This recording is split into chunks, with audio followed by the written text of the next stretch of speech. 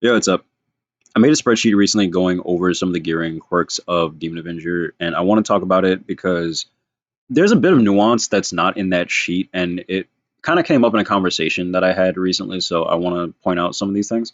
First and foremost, Blood Pact is basically how this class operates. We scale off of HP, and it says only a set percentage of bonus HP from equipment items are applied. This means that the flat HP that you see on my boot here, the 5,230, I only get 50% of that in terms of actual calculations.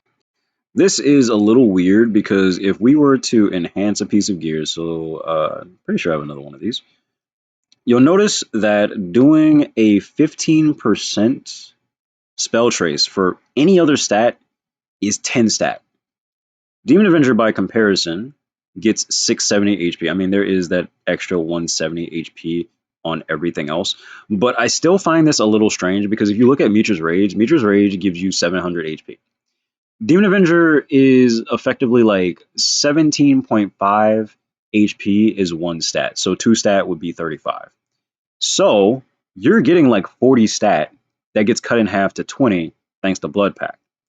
This is giving you a little bit more than 19 effectively when you consider Blood Pact. Again, I'm assuming this is because, we don't really get much in the way of flat HP directly on our gear, but I still find it a little strange that this skill works like this.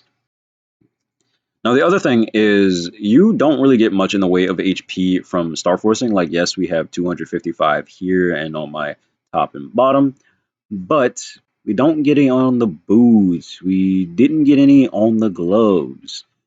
So we get more from Star Force conversion here. The HP that you get from Star Force conversion is considered trait HP, which you also get from willpower. And the reason I show this is because this is 36k, this is 2k, and if we hover over my HP, we see that trait HP is 38k, so it's a combination of the two. The more Star Force you have, the more HP you get per star. So getting a really high Star Force is really, really important. It's actually to the point that back like 4 years ago, I did like 70% HP scrolling on my Superior Galaxy earrings. And I completely forgot that I did this just because I was like, I just want to have this Star Force currently so I can equip it and get my full set effect. This is part of the reason why, if you are a Legacy DA and you either have the Ghost Ship Exorcist badge or the Sengoku badge, you will gear slightly differently compared to everyone else. Like, if you go for the Pitch Boss set, you will still want to keep this in most situations because the extra HP that you would be getting from Star Force conversion would outweigh the stats from the other badge, as well as the set effect bonus that you'd be missing out on potentially. Now, again, this does depend entirely on your exact progression because you could be at a point where doing the swap does make sense, but for the most part, this should be better. It's for this reason also that you really want to have a high Star Force heart if you can. I say high Star Force, but I'm really thinking of like liquid metal. If you can get an outlaw, go for it. Be my guest. If you get a total control, you're winning. But this is also overall probably one of the lower priority upgrades that you would have. With DA, you want to get a lot of everything else out of the way first before you really focus on trying to replace your heart. Now for the goofy bit. I'm going to put on this Pin of the Spirit because when you do hoverovers, Star Force conversion is not taken into consideration. So if I try to equip the Dominator Pennant, the real one that I'm working on, you'll notice it's actually accurate. My range change is about, 589k. But if we do it with the event Dom from like one of the burnings, I think this is from like 4 years ago or something, you'll notice I gain almost a million range, even though it says it's only going to give me 788k. And that's again because we're gaining Star Force, we're gaining HP, and that HP again is affected by our potential. And the Dominator Pendant also does give us HP. So it's not even, it's accounting for like the HP that's on itself and the gear that we have and stuff like that, but it's not accounting for the HP that would be granted from Star Force conversion. Likewise, I swapped on the Vengeful Ring, and you can see it says I'm going to gain 133k from the Noble Ifya ring. I do believe this is also taking into consideration the fact that it puts me on 5 sets, so I do get more max HP and more attack. But it's not accounting for the Star Force difference, so I actually gain a little bit more range than that. It's 30% off while I'm recording this, so I actually did tap a couple of my items. I gained 10 Star Force, and as you can see, I went up almost 2k extra HP, and my range went up a little bit, like 600k. Decent gains, nothing too crazy. Yeah, and then we look at it and do the comparison again. It says it's going to give me 823k. Click it. Again, it actually gives me more than a million this time. So there you go. I think the only other thing is I gave a recommendation that if you are trying to gear this class, that you go for Absolab rather than Arcane. And the reason for that is just if you try to 21 star this, it's an average expected cost of like 13.3 bill per piece, but Arcane would be somewhere around like 27.7. And this might not seem like that big of a deal. I mean, the Arcane gear at the same star thresholds is objectively better. I'm not trying to suggest otherwise is the case. It's just a question of cost efficiency. You know, if you can get this class very close to the same performance for a portion of the cost, in this case, like 50% of the cost, why not do that and then funnel those resources into other things? Or because like the thing is, you're going to be on the Chaos Root Abyss stuff for a really, really long time. So you want to, funnel these into getting like 21, 22 star. You want to push your Gallic stuff. You want to push your rings, really 3 rings, because you're probably going to end up on a continuous ring or something for quite some time. So why not focus on doing those things, But overall, that's about it. If you do want to invest in Arcane, you're free to do that. Especially like there's the whole Challenger thing going on with the current Burning event.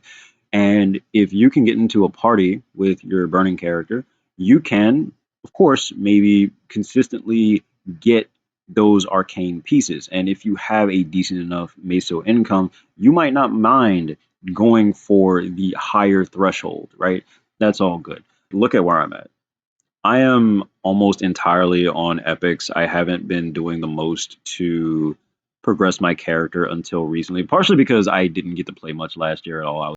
I'm still at a point that I can do hard Damien in like realistically, I can do him in under 20 minutes. A lot of the time I just fuck around way too much in the boss. Hard Lotus is a little longer, but that has more to do with the transitions than anything. And I was doing them without 6 job, like I literally just got 6 job yesterday. So I was doing them like 230 or some shit with I think like 5 mil less range than what I currently have. Something like that. It was something wacky. 29 frenzy kind of crazy, brother. So here is the sheet proper, just to end the video off with. There are a decent set of notes here. I tried to make things as minimal as possible since I know a lot of people just want a quick rundown. Additionally, I do mention here, I assume the +2 HP per 10 Star Force pattern persists, but getting above 396 in bosses is not likely with an Oz ring unless you are a Legacy DA or push for 23 star. And that's actually what the drop down here is for. I just have the extra data under the assumption that anybody wanted to see what it would look like. But yeah, if this is correct, only a Legacy DA could reach 476 or higher. 19 25-star items and the 22-star badge would put one at 497 Star Force and a total of 93,436 HP. So yeah, we'll see in the future. Perhaps maybe somebody's insane enough to get 25 stars like that. What was it? I think it was a Trickster Wanderer pants in Hyperion. But aside from that, we have the stat check here. So these both work the same if you change the Star Force value. Like if I do 345, right? This will change. If I put this at 10 for whatever reason, it will change. So this is just for the sake of comparison. I put total strength here because I figured some people might be wondering how much main stat you get if you're messing with another class. I probably should make a completely separate calculator for stuff like that. But yeah, you need to make a copy of the sheet to do this drop down toggle. And the main comparison initially was if you put your Absolab all the way to 22, how good would swapping to Arcane be? Because that's usually the question people have. Or like even if you go to 21, right? The total strength doesn't really matter for us, but the difference in attack is notable, right? And I think was it 19 star? Yeah, it was 19 star to be pretty close. Yeah, 20 to exceed it in terms of total attack.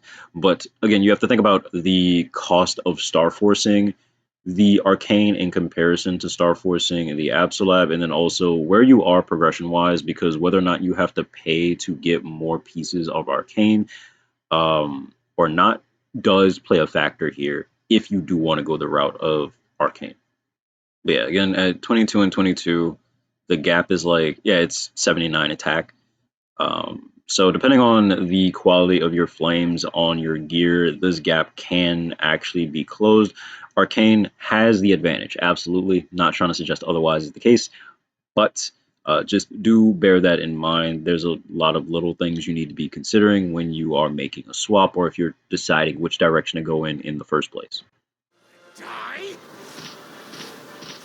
You're stuck with